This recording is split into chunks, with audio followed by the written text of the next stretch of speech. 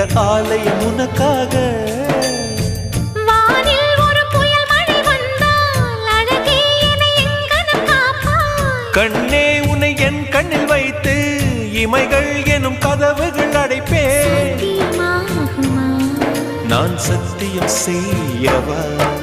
தொடு தொடுவெனவே வானவில் என்னை தூரத்தில் அழைக்கின்ற நேரம்.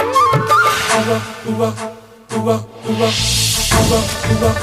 uva, uva, uva, uva, uva.